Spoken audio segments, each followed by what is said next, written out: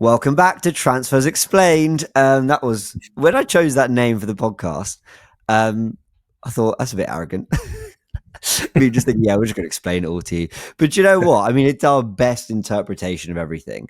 And I can't thank you all enough for the amazing, kind words, comments, support, and just how many of you tuned in to that first episode with me and Ben talking about Sesko, very much driven by Ben's brilliant analysis. And I welcome you back, Ben, for episode 2, where we're going to talk about left wingers. So, firstly, how are you? It's been a week, and it's been quite a week in terms of transfer stories as well.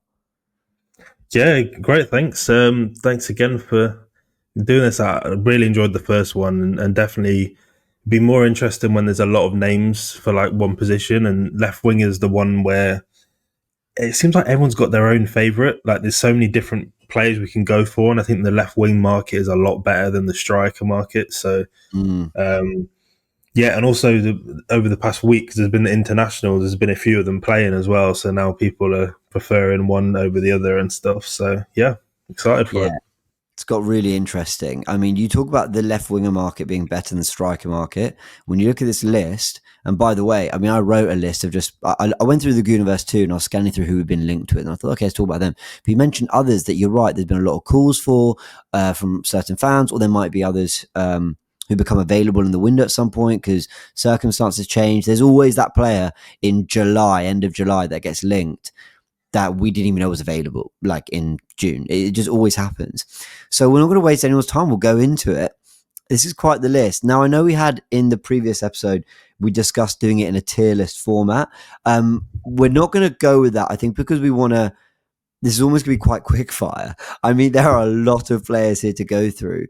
And also we'll talk about some of the internal solutions we got to the winger situation as well at the very end of the pod. I don't know if it's going to be 30 minutes. I don't know if it's going to be an hour. At the time you're watching, you'll all see the little time code in the corner, but hopefully you'll enjoy it. We can really go into detail about some of these players. And I've got a lot more to say on these guys than I certainly did in the Sesko-Gyökeres debate, in which I've very much deferred to your expertise.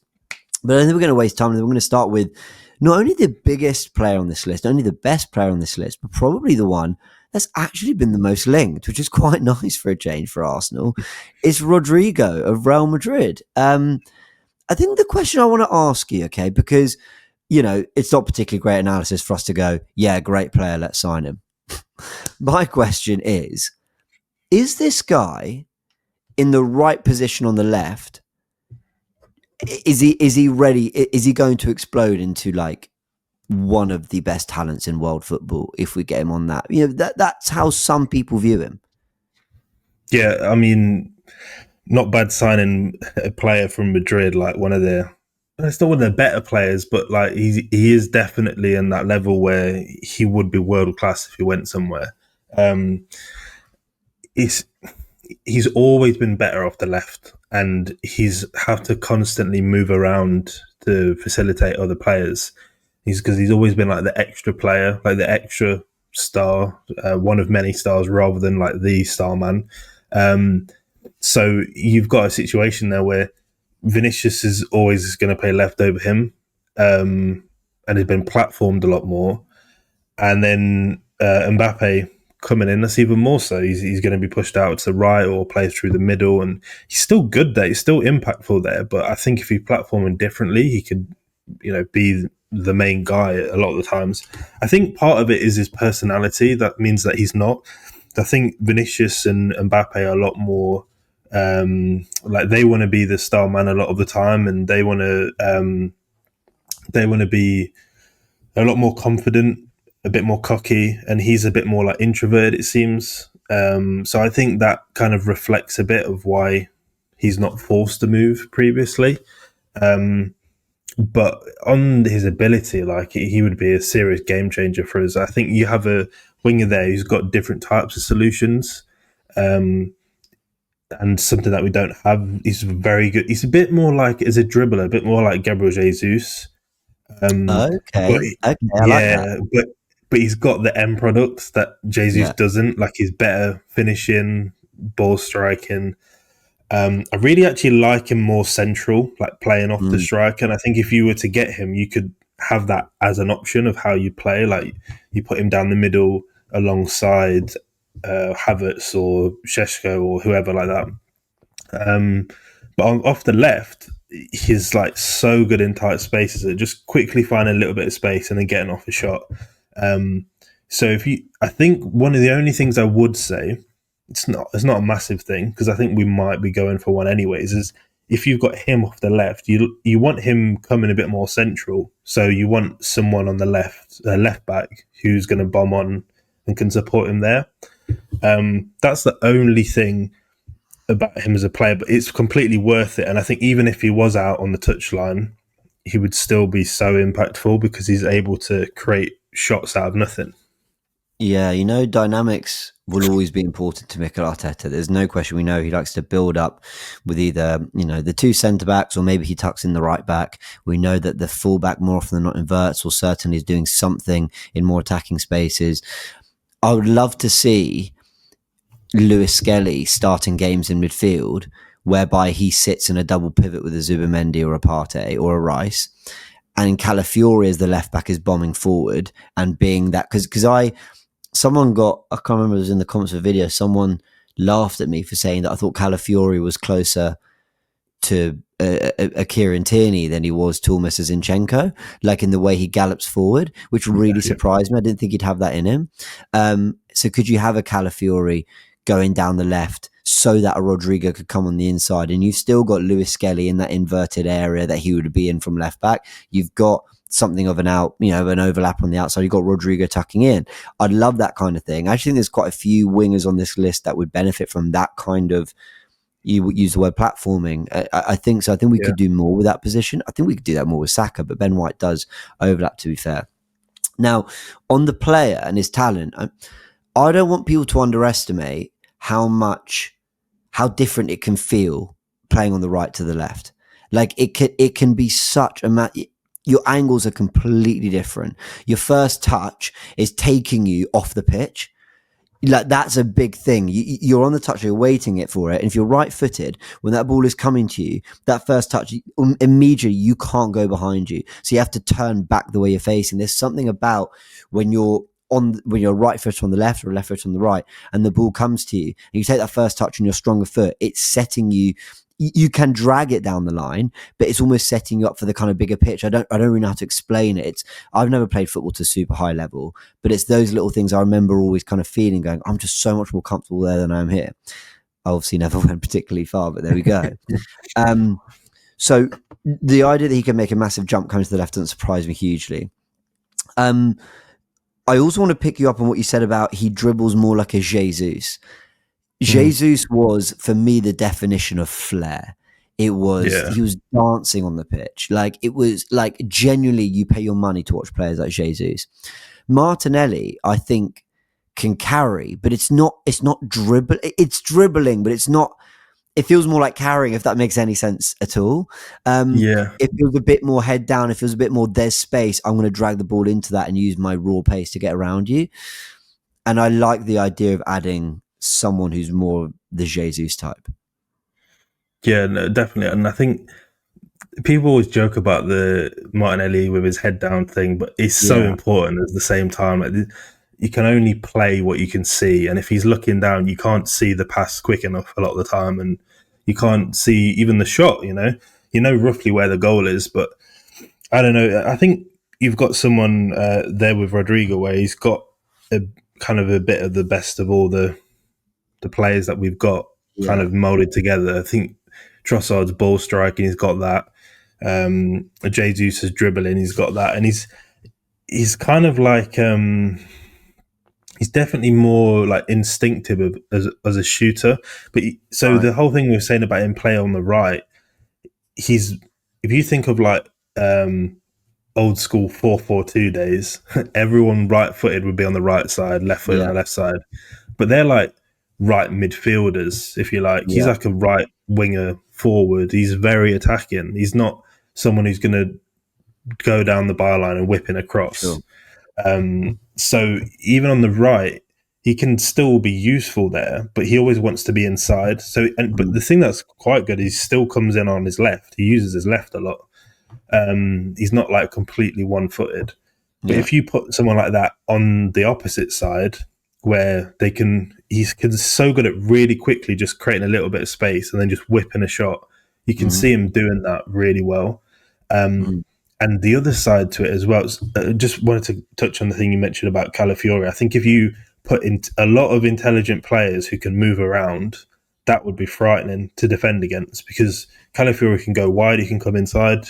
Lewis Skelly could go wide, he could invert, or Rodrygo could do either. So if they're rotating like that, Yeah. that could be tough to mark because you've got a real combination there.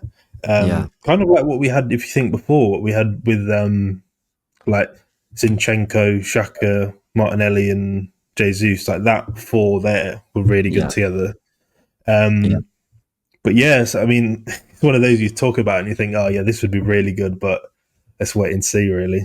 Yeah, completely agree. Well, one of the other things I want to chat about when it comes to Rodrygo, but I actually think we can talk about this more with a few other players. So I'm going to bring a few other rogue names into it.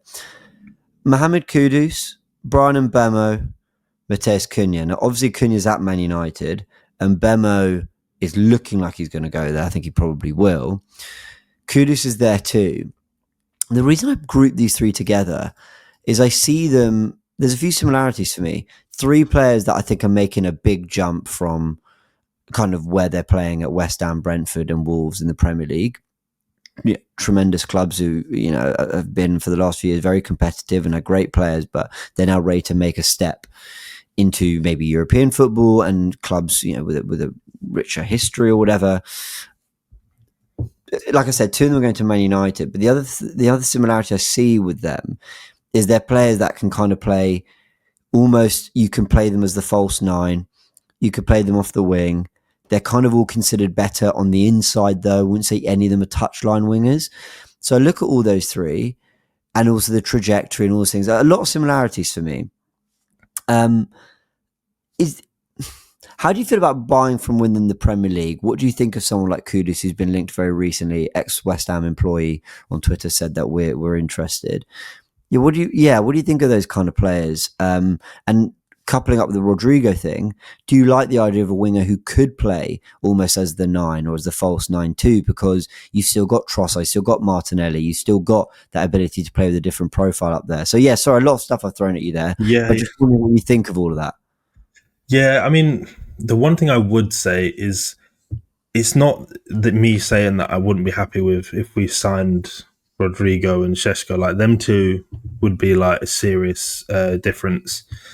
But let's say if we think about one of the things that we need most is our left winger a lot of the time is very wide and they can be isolated. I think that one of the sides that will change is how the dynamic on the left side changes massively when you've got Zubimendi there. But we can get into that in a bit. But I think when you're looking at the profile there, I would also really like us to have an out-and-out winger who is very good in 1v1s. Yeah.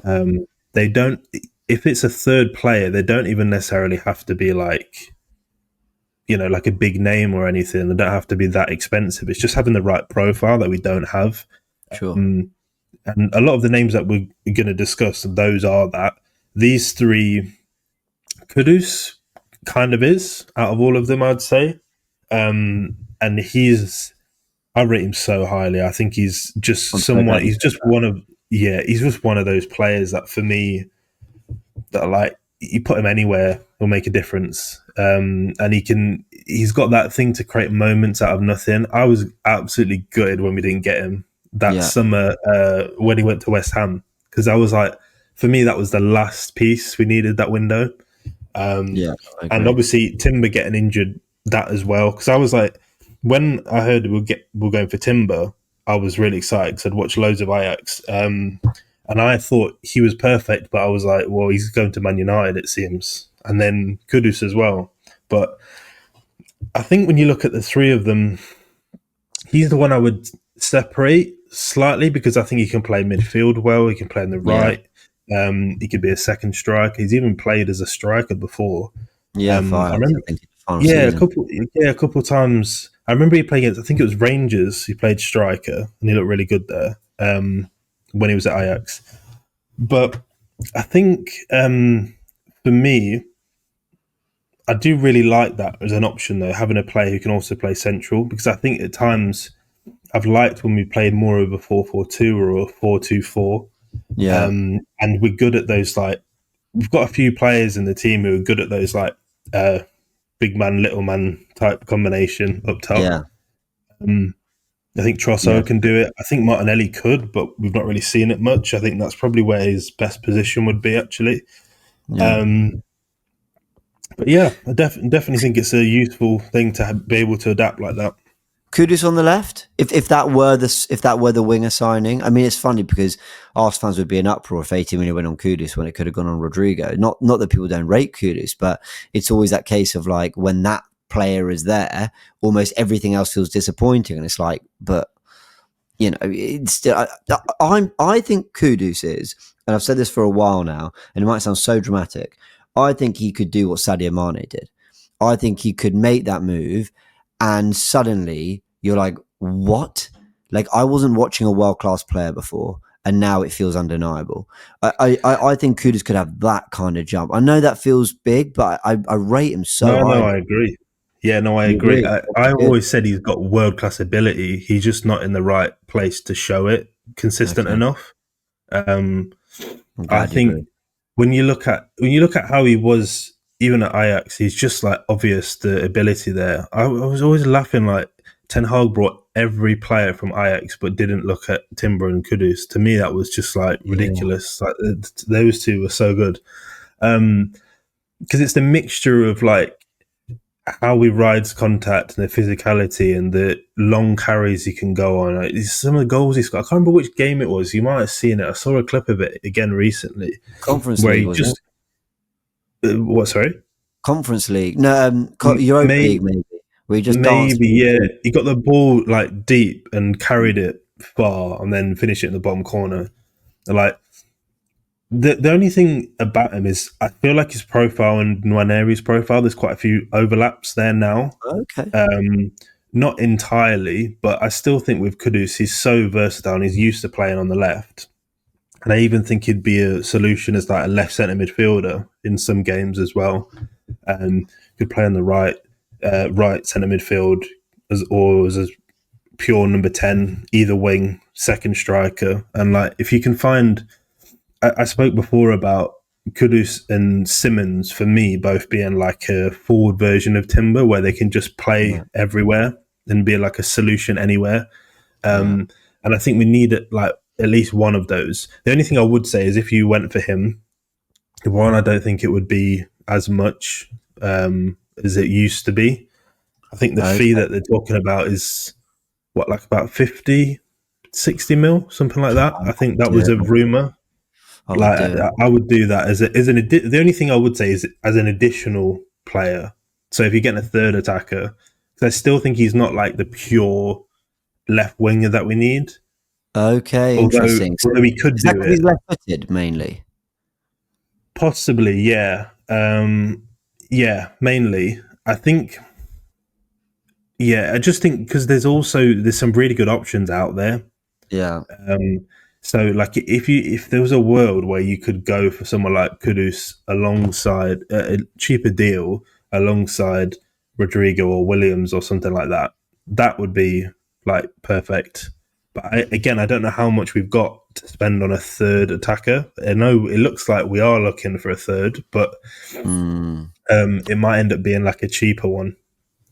Well, that it brings me really nicely onto. There's so many players we're going through here, so fair play. And by the way, I love that you agree with me on the Kudus stuff, just in terms of his potential and how much you rate him. Yeah, I could go That on leads, about him for ages. yeah, he's class. That leads me on to Leroy Sane, because now we're getting into, as you mentioned, the third attacker, but also the players we've actually been linked with. I just thought there was a nice similarity with Kudus and Bemo Cunha, the fact that we'd maybe been looking at players that could play across the front three in general. Now, Sane, I think Arsenal need more match-winning quality in the centre of the pitch. And that's why I like the Rodgers links. We'll talk about him and other creative type players, El Canus, whatever. But if Arsenal next season ultimately decide to pick up a left winger, a striker, Sane can be a backup to Saka and sort of do a job in the squad. Waneri's going to play as a 10 or a central player, and maybe we even keep Vieira. People might think that's overkill, but I'd even give him one more year, or at least pre-season. For me, I'd be satisfied. I'd go cool, like, and everyone's going to go, "Oh, really? Be satisfied with all of that?" Yeah, obviously. But I just mean, for me, none of that's doable. There's two massive fees on a striker and left winger. There's a free transfer for Sane, albeit the contract, and then we're repurposing what we do with Waneri in central space rather than the right, and then keeping Vieira at least. I think we just desperately need some match-winning quality in the centre of the pitch, which is why I want a 10. But if we are properly replenishing the front line, then I'm okay with the internal solutions we have in the middle, especially because we've added Zubimendi, Rice is growing into that role, Erdegaard's never going to get dropped. So I'm cool with that. What do you make of the Sane links in terms of the player, in terms of the fact that we're maybe looking at him? And then, also I guess what I was saying there in the middle of the pitch a bit. Yeah, I don't mind it. Again, like you said, as an additional one, I think he's still got a bit of time left. And one thing I was like cautious of, if you look at the potential outgoings, that we don't even know if all these are going to happen. I think they won't, maybe for this reason of Jorginho, Partey, Trossard, Sterling, Neto, and Zinchenko. That's a lot of the experienced guys going. And I'm not against any of those going. I think almost all of them should. But at the same time, if you're losing a lot of that, you're losing a lot of the older guys that can help the younger guys develop. And also, a lot of them have an impact off the pitch that we don't see. And if you speak to anyone in the club, they speak of people like Sterling highly and Jorginho highly, the influence that they've had on other players. But at the same time, they have to still be useful squad players. And I think Sane kind of is one of those where he's got the experience. He can still be very useful now. In the big moments, I think we've noticed this in the Champions League where some of our players, they're not used to being there. And you've got a guy who's just been and done it and won everything so much. Like, it's not, no game would faze him. And having players around that are like that, it then means that the ones that aren't will become that very easily. I always like the idea of us getting when we got linked to him, Kimmich for the same reason. Because I was like, he's like the perfect personality, a winner who's going to come in and like in Germany, the expectation is a league and a cup. And doing well in the Champions League. And if you didn't win one of them, it's like, how you heard how they were speaking last season when they didn't win the league. It was like it was a crisis. But that's how high the standards are, you know. And I think someone like Sane, that would help because he's been used to winning everything in the at Man City and now Bayern. But so I think he's again someone interestingly who could play across the whole front line. You know, play as a second striker, play either wing. And solves a lot of problems there. He's someone who's very good in 1v1s. He's not got the pace that he used to have, but he's still quick. And I do actually really like him a bit more central as well. So he's got that option there where he's someone who can create something out of nothing. And we don't have many who can do that. My only argument with this stuff is when you look at someone like Trossard, when we signed him, if we had gone for someone a bit younger, let's say like a 21 to 23, now we would be selling them for a profit. Whereas when you go and get someone older in a 2-3 years time, and you're trying to sell him and he's not at his best, the value's gone down, he's still on high wages. So that's the only argument I would say.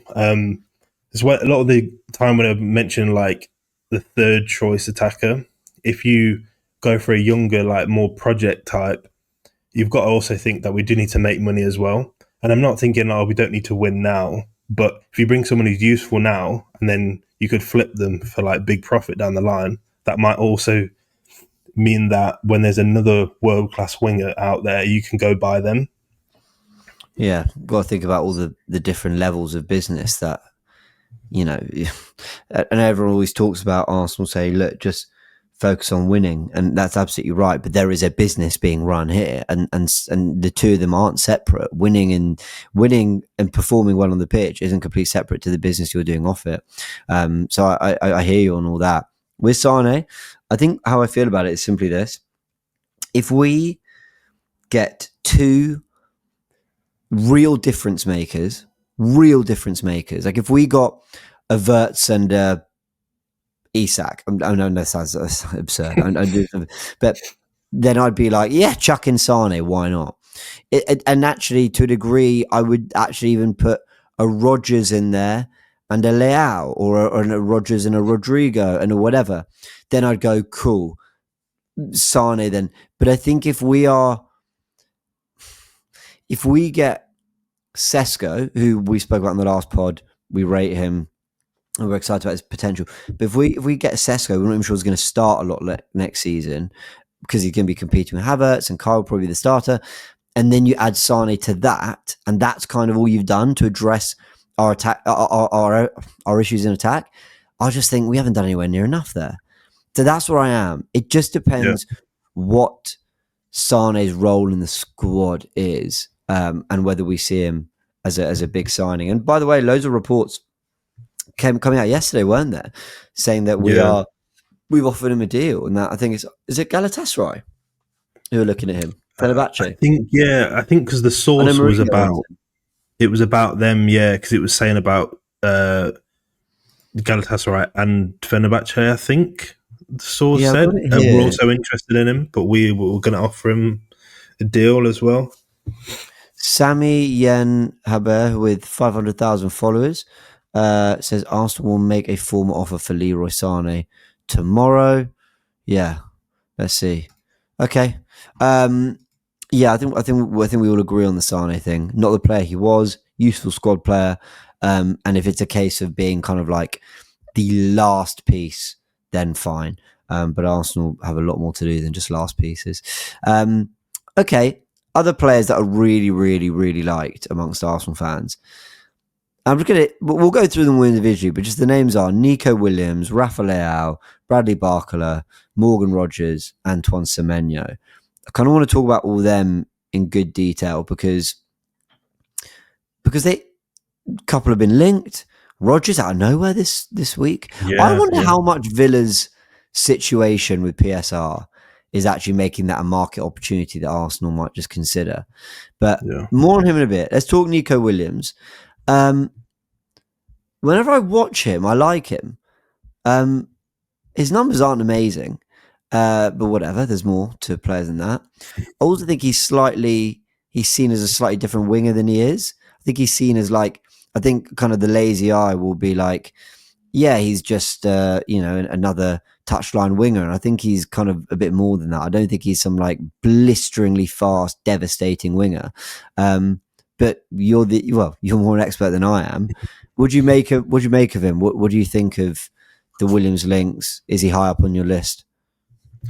Yeah, like for me, I think as a proper winger, I'll keep saying that. What I mean is like someone who in 1v1s he could be the touchline winger and take on the player. If you look at, I've said so many times with Martinelli, when he's in 1v1 scenarios, like I don't have any confidence that he's going to take them on, and he's someone that needs space, whereas a proper winger really should be someone that when they're 1v1 with a fullback, they can take them on, and they will several times, and either way.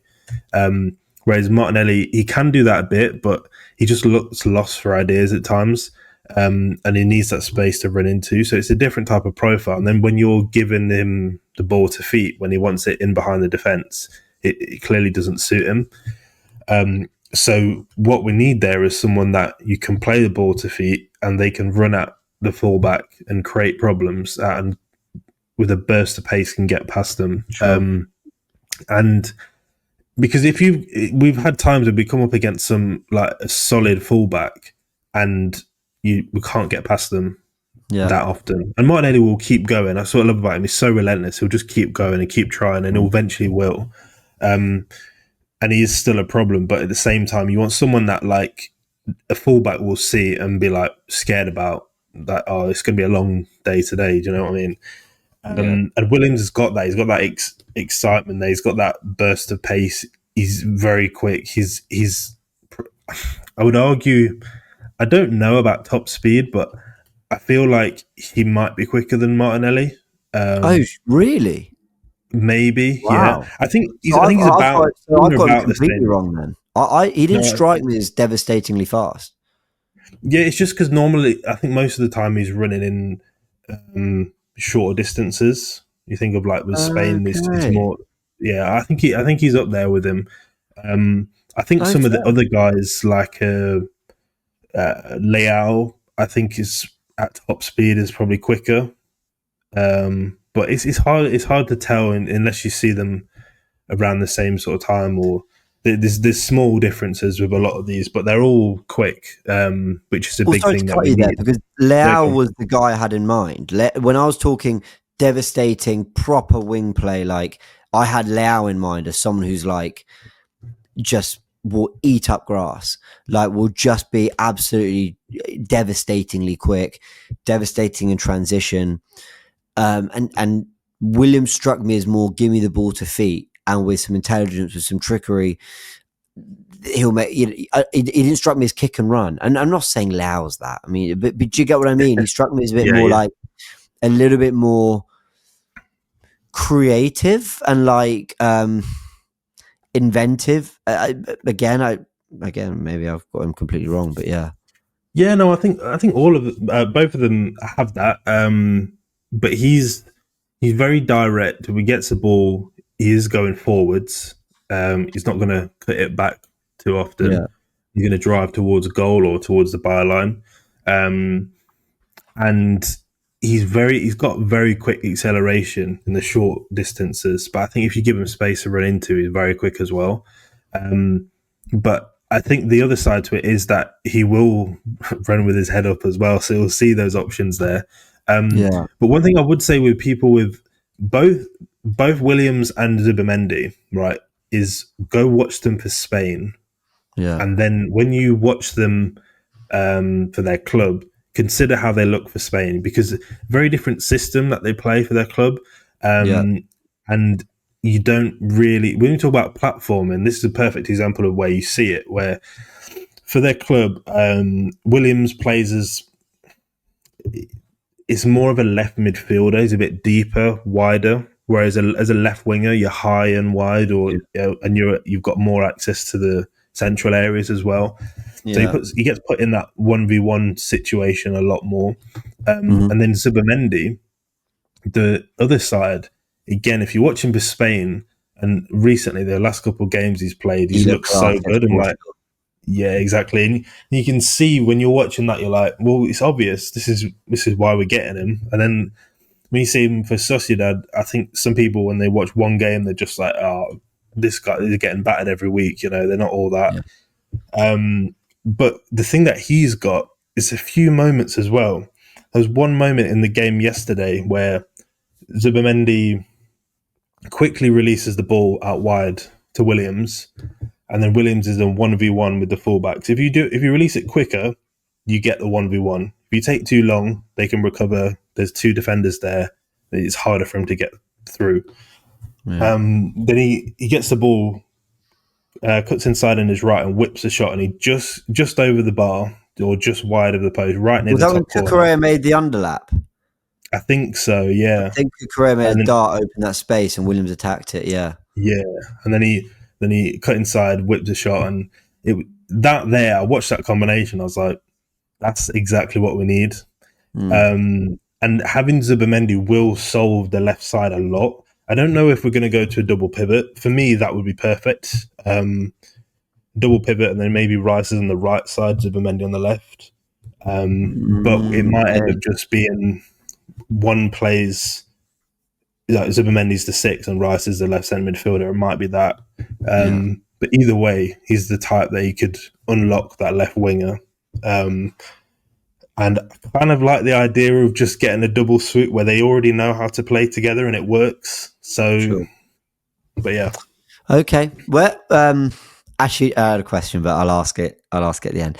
Okay. Let's talk Rafa Leao.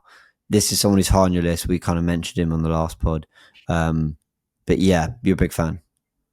Yeah. I think the biggest thing that we're lacking is like a maverick, and he's like, Yeah. that's exactly what he is. Like, I know there's people who say that, oh, Arteta wouldn't like him, wouldn't like his personality, and people are like, oh, well, anyone could say they like Leao or whatever. Like, what's so special about him? And I think he's one of those players that he's needed a move for a long time. In a bit of context to his situation, he signed a long-term deal with a big high release clause when Maldini was there. Maldini was the sporting director. They won the league, signed Leao, Maignan, Teo Hernandez, Tamori. All of those guys were put on like longer term deals because those were like building around them. And then Maldini gets the sack, and he was the reason that they all stayed. And when you've got like Milan since then have been chaotic. Like they bring Yeah. a new sporting director, new signings, like a load of signings. Some of them like Reinders, absolute hit. Some like Musa, not very good. Yeah. So it's been like a bit all over the place since then. And if you've got someone of his ability, like on ability, when we're talking about like Kudus, he's got that world class level where when he turns up, like he will win you a game. Yeah. And when they were doing well and they're in the Champions League, they went on a bit of a run in the Champions League and got into the knockout rounds. And he like single handedly got them up the pitch and Yeah. created opportunities and scored for them as well. And I think he's someone who, some of the games where we're like in a deeper block and we can't get out. If you've got someone like him where he's got that blistering pace and very good at dribbling as well, he can like get you a moment out of nothing. He can get you a goal out of nowhere. And then also someone that when you're against the deeper block, he's also someone who can be the guy who can drive to the touchline and create crosses. And then in other scenarios, we see what we see with Martinelli, where they play the pass in behind the defence and he runs in behind. It's like he's so good at that as well. Kind of like a bit like a Rashford type, where Yeah. he's going to make that run and then get off a shot, almost like inside forward. I'm so glad you said that, because when I was talking about the kind of devastating pace of a Leao that I maybe didn't see in a Williams, you're right. Maybe it's not actually about their top speed they can reach, but more about how they actually play. And I honestly, I'm not just saying this. I nearly said Rashford as a comparison to Leao. Don't know what held me back. I just thought, I don't know, Rashford's kind of laughed at a little bit these days. And I think that's harsh. And they still think he's a very good player. But yeah, I see that as someone. I see him as more that kind of inside forward type. But because we play with our wingers really high and wide, I could see them really wanting to attack that space in behind. Yeah, I think he's kind of a mixture. That's why I like him, because he can do what Rashford does and make those runs in behind. But he's also so good in 1v1s. Yeah. And I think there's been so many different situations, like certain managers that didn't really like him as much, so they'd put him on the bench and then he'd come on, and then as soon as he'd come on, he'd make an impact, and you're like, why is he not playing? You don't know all the ins and outs about it, but there is like one thing I will say with Leao, there's this whole thing where people say, oh, he doesn't track back and all this, and it's become this myth that then people completely just like people do this on social media where they see someone say something and then they watch one game, maybe they see, because you've got that in your mind, 100%. you ignore the moments where they do the thing that you say they don't do, and you highlight the things when they do it. Like, so I say that when you analyzing a player, you've got to like remove any agendas or any outside noise about what people say they are. Just go watch them. And for me, more recently, his defensive work rate's been better. And also in previous games in the past, when Milan were doing well, they were winning. They were all going towards a common goal of trying to win titles, get deep in the Champions League. That he was doing all that. So I think if you put him in an environment of people where everyone is doing it, he's not going to be like the one guy just like stood out there not doing anything. Could he play up But front? I wouldn't personally, but he could. Yeah, I definitely think he's got the right. Like when you look at his pace and his running in behind the defense, I think he's really good. But I think he's just too good in 1v1s to put him through the Yeah, middle. interesting. He probably could though.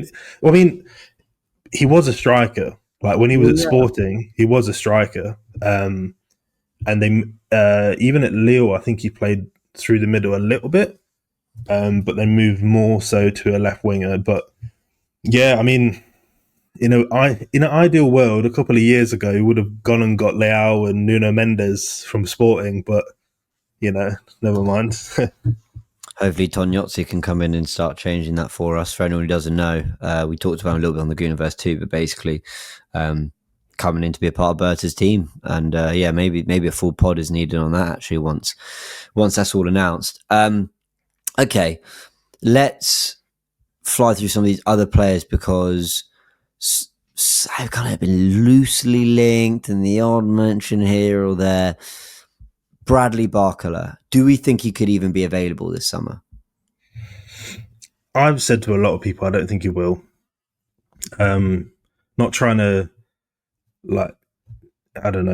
ruin the party or whatever. Hey, there's a lot of wingers on this list. You're not ruining the party. If us not getting Barcola is the reason we don't get a top class winger, I'll be furious. Exactly. There's so many options. Yeah. I just think when you look at his situation where, I mean, there was the rumor that made people talk about it again kind of recently. Some not very good source that said that they'd be willing to sell him for 40 mil or something. And I was like, you're being serious? Like they bought him for more than that. Do you think they would sell him after how he's been this season? And if they did, that it would be for less than what they bought him for. Like it's obviously nonsense, that rumor. But when I look at when they bought Kvaratskhelia in, I was doubtful that he would play as much, but Enrique managed it perfectly. Like when you looked at every game, because I watched so many of PSG's games towards the end of the season, especially, and they were constantly changing that front three. Whether it was they were playing Doué as a attacking midfielder, and then Barcola was starting in the front three, or Barcola was playing off the left or playing down the right. Kvaratskhelia was in the middle, left, right. They were just moving around constantly, even within the game. So it meant that he was involved in every single game. Even if he was on the bench, he'd come on a lot. He obviously didn't play as much, so that's part of the thing that you could sell to someone like him. You could say, look, you're going to be our left winger starter. But there's parts to him where he has that superstar quality about him. Kind of when you looking at Leao, Barcola, Gittins, trying to think who else. Those three especially are like complete left winger mavericks that have got that blistering pace on transition. They can finish well on transition. All of that, like they would add another threat that we don't have really. But again, I just don't think he'll be available. But I do really like how he's very creative as well. When he was at Lyon, he played on the right mainly, and he was touchline winger. Like he'd drive to the touchline, cut back into the box, and he was so good at doing that. And when someone does something like every time, it can be so predictable. But he managed to vary it enough that it was still so effective at doing just that. But yeah, he's so good. I think we could easily talk for another 10 minutes about the player. I think the reason we won't is simply because we actually haven't been linked. I think we saw the whole Kvaratskhelia arriving in January and saying, well, look, you can be a starter at Arsenal, but there's nothing concrete to suggest Arsenal actually even looking at this player. So I think we all agree if it became available, we're like, yes, brilliant. But yeah, there's just not a lot in there. One player we have been linked to, though, is Morgan Rogers. I said we touch on him a little bit more. And the one thing I want to say is I was writing my notes that we covered Rogers. One of the things I wanted to say on Rogers is this. I've always been a little bit like, Arteta loves players with versatility. And sometimes I felt a little bit like, just get a player who's a specialist in one position. But with Rodgers, one of the things I love about him is his versatility. Not only do we need a player like him who can ball carry, who can drive down the centre of the pitch, but I could see him false nine for us. I could see him off the left for us. I could see him in the 10. I could, like, as an out and out kind of central player. I could see him right 8, bombing beyond Bukayo Saka, offering that kind of underlapping run that we've seen a little bit from Declan Rice, the kind of KDB-esque run at Man City. I could see him in the left half space as well, so that the dynamics on the right aren't changed. I think one of the reasons Arsenal might be incredibly tempted to do this deal is because I don't think Arteta likes deals that tie him down to, you have to do this. Yeah, you know, now that you sign him, you must do this with that player. And I think Rodgers is the kind of player that not only would he rate, but he'd go, I can use you in so many different ways, and I can actually learn about how you're going to impact the team best as we go on. So when we signed Declan Rice, no one will ever convince me that I think he signed Rice because of his quality, but I don't think he was dead set on, this is my new 6 or this is my new 8. I don't think he was set on that. I think he just went, I want this player. I think same with Jurriën Timber. And I think he could do something like that with Morgan Rodgers. Yeah, no, definitely. I think one of the things you look at is like you sign a good player and you put them anywhere and they will be good. I know it's very basic, but he is like that. Rodgers, you put him anywhere and he'll make a difference. Like even for England the other day, like there's this move that he did when he was on the right side, and if you saw that, No, I think I think again. it was the most dull game. You didn't miss anything. I was watching like, why have I wasted this 90 minutes of my life? But that one moment, that was something anyways. And they clipped that and you're thinking, oh, I bet that was a good game. No, don't watch it. No. But yeah, he had like his back to the defender and he just did like this little turn and then turned past another and got to the byline and cut it back. And he's just got like that flair about him and the way he carries with so much power and uses his arms to push people off the ball. He's so strong. And I like with both him and Kudus, where even on their weaker side, they're so strong and direct, and they're like, there's a fearless. What I want with the ball carrier is they see a crowd of players and they will still go into that area. They're not scared of going into certain places because there's other people there, and he's someone that could do that, but then also with a good success rate actually get through. So, and because a lot of the time we've struggled to create through central areas, and if you've got someone like that who can just burst through that mid block, I think he's a perfect solution there. And someone who could play as, like you said, he could play as a number 10. He could play off the right or left, or as a second striker. So there's a lot of solutions there. And the thing you mentioned earlier about Premier League experience as well, bringing a guy in who's used to the league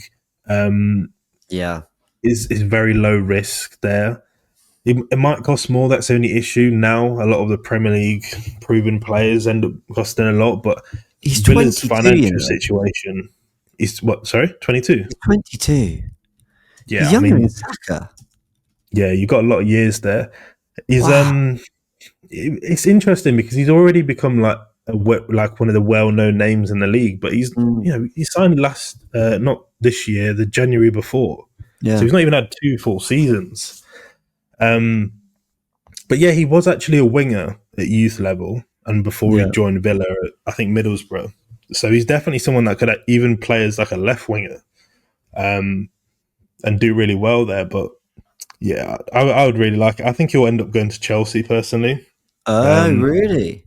Yeah, just because of that Man City Joe Shields link there. They're going for Delap. They bought Delap. They're going for Gittins. Even linked with James Trafford. Like, wow, okay. They're going for all the ex-City guys, and Rodgers is one of them. Palmer, all that, yeah. Exactly, yeah. Even Maresca, Sancho, Tosin, Okay. Oh, interesting. I hadn't really thought of it that way. That's really interesting. Fair play, Man City. That's quite an academy. Yeah, I mean, on Rodgers, it's everything we've said. I just think that versatility. I want a creative type. if we could get a player like Rodgers who, maybe could play on the left, but allows us to play Odegaard in the 8 and Rodgers goes forward, or do something just to give us something different than midfield makeup. I'd really like that. So big fan of him. We're coming to the last 10 minutes, and now a lot of these players haven't kind of been linked, mentioned, and we're just going to fly through them. They're going to be a really quick. I don't know, just general thoughts. A yes or no? Would you like to see him at Arsenal? Antoine Semenyo. I actually think he's one of the perfect like third attacker options because but it's going to cost a lot of money for a third attacker like Semenyo. I know that's the only thing. I think the price that I've seen is a bit too high for me. I think at 40 mil that would be like a fair price, but yeah, I don't know. It really depends on the price, but I think the other side is that he's an Arsenal fan, and you know how many times we've spoken about that. Fans have spoken about, oh yeah, he's an Arsenal fan, and then he ends up going to a rival club and doing well, and scoring against us every time we play them. But yeah, no, I kind of like the idea of him coming in and being like the additional winger, because he would want to, like, even if he's like a sub regularly, he'd still be happy to be there. Do you know what I mean? And would be happy to make a difference when he does play. Got the physicality, both footed, gets off shots really well, good ball striking off both feet. Like, yeah, he'd be really good. But again, the price there, would he rather go somewhere where he'll start? But I think if we went for him, he would choose us.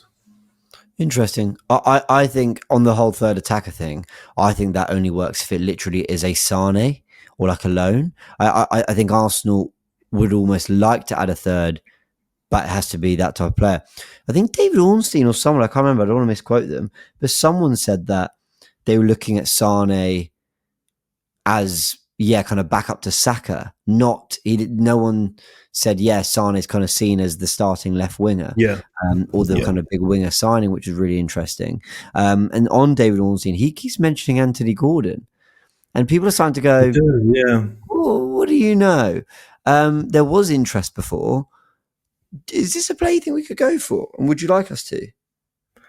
I do rate him a lot higher than most, to be fair. I do think at times I would have said it's hard to think. I'm just off the top of my head. It's mainly because there's not very many performing that well in this position in the Premier League, but I'd say he's the best left winger in the league. I'm trying to think who else there is. Diaz, Gakpo maybe this season. I'm still, no, I hear it. But yeah, it's mainly because the other guy's not being the best, but I think he is really good, and he's got different sides to his game that you don't always see, because Newcastle plays so like direct and all that. So it's normally him just running into space, but he's got a really good passing range as well, and seen it when he plays for England as well, and his crossing ability, and he crosses early as well. That's the important thing. Like some players, like they'll take a few more touches. It allows the defense to settle, and then when you cross the ball in, the strike is marked by two players. Whereas if you cross it early, they can create that extra bit of space. But I think I think Liverpool were linked before. Yeah, they were heavily. So I think if he goes, I can imagine him going there more so than us, but I think he would do really well for us. Yeah, I'm interested about it because he can play both sides, which we do need. Yeah. But yeah, the third attacker thing, the one thing Ornstein did say, which is why I'm considering more other options as well, is he said that we were looking at Mbeumo as a backup to Saka. So I'm thinking, well, that's if he's going to be your backup and you're also going to get a striker and a left winger, like, that's quite a bit of an outlay. But maybe the reason we didn't was because the price, he's going to end up being over 50, whereas we might have been like 40 or something.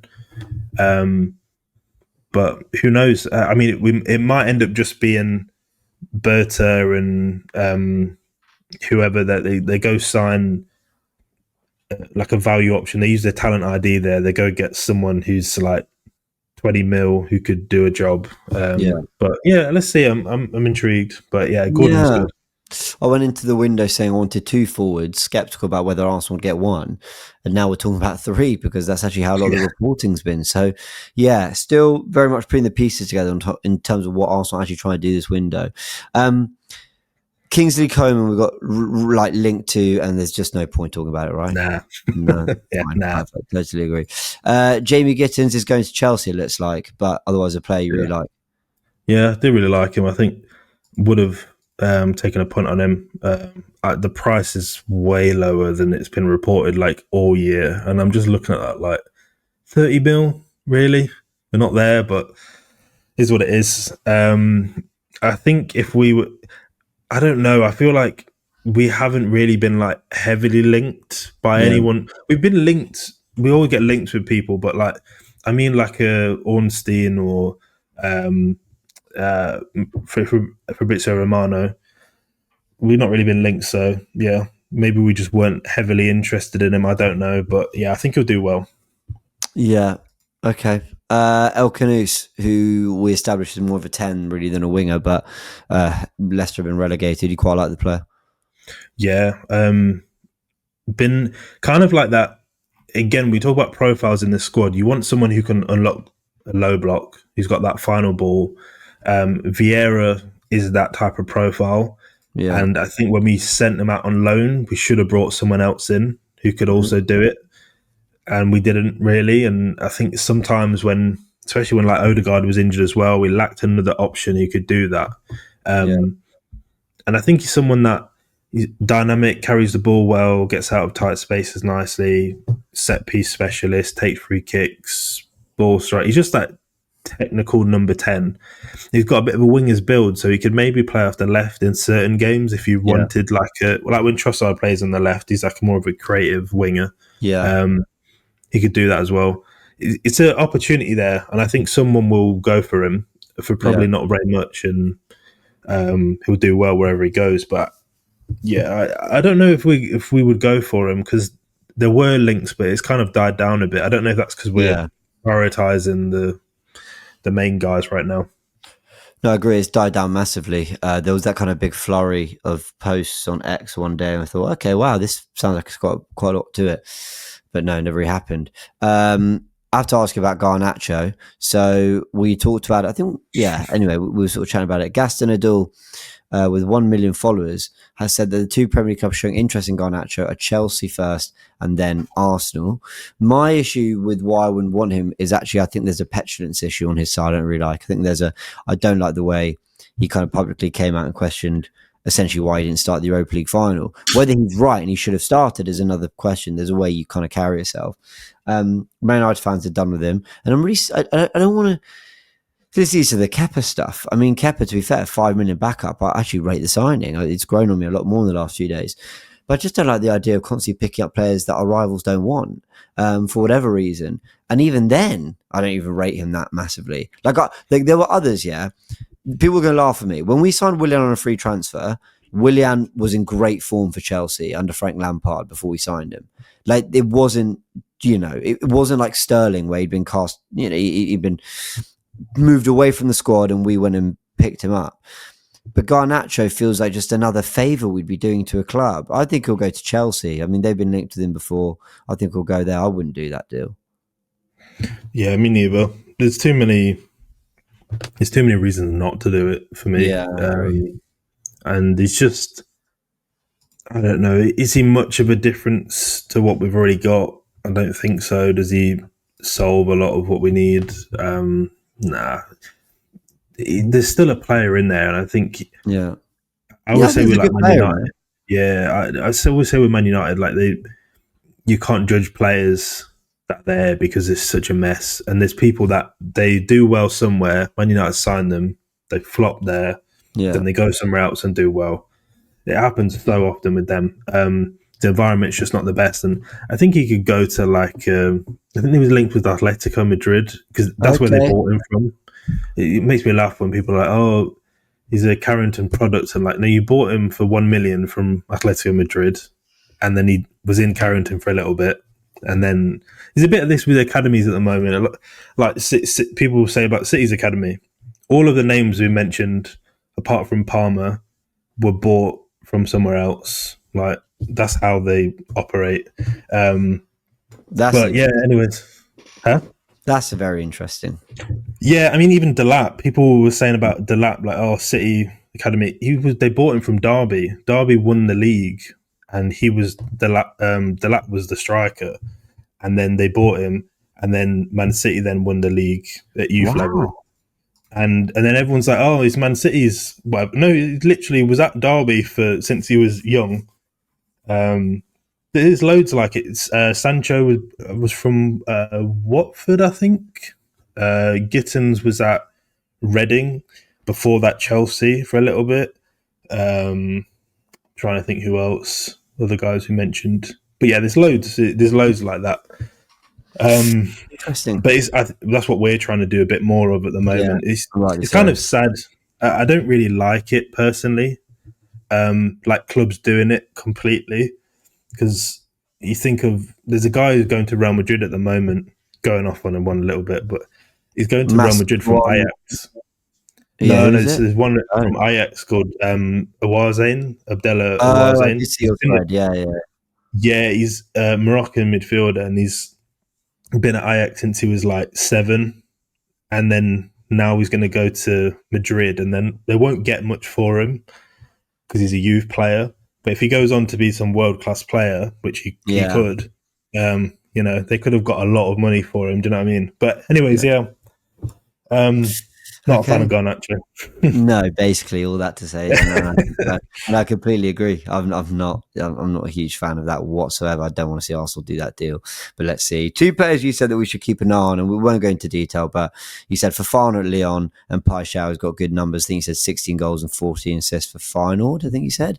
Yeah, So yeah, one of them was linked. That was Paixão as well. So let's just see if something happens with them, I guess. yeah, it's just opportunities because Leon struggling financially. Okay. They bought Fofana for not very much, so if they sold him for a profit, there might be someone that they'd be willing to sell. Paixão, he's been linked briefly, and then to a lot of other Premier League teams. So I think he'll move. I think he's more likely to go to a mid-table to bottom Okay. start Premier League team. But as a third option, I think you either go for Sane on a free, or you go for a profile that's the right profile, that's cheap, that can make a difference, and then maybe go for a profit later down the line. Okay. So to recap, in 1 hour and 2 minutes, we have talked about Rodrygo, Williams, Leao, Barcola, Rogers, Semenyo, Sane, Gordon, Gittins, Coman, Kudus, and Bemo, Cunha, El Canus, Fofana, Paixão, Garnacho. If you're removing Bemo and Cunha who have moves or are getting moves, that is a pretty big market list. And we haven't even gone through players you've researched, players you would put forward. And maybe that's a whole other podcast is, Ben picks the perfect left wingers Arsenal should sign. Like, we can do all that. But the point is, there are players out there. I was worried about 2-3 weeks ago that Arsenal were going to only add to the wing, to the left wing, if they kind of could. I don't think they saw it as a priority. I've changed my tune. A lot of the reporting from Ornstein and others is saying, no, they want to add a left winger. So let's see if that is how the whole thing develops. Ben, I couldn't thank you enough for your expertise and your insight on these players. Thank you, mate. No, yeah, anytime.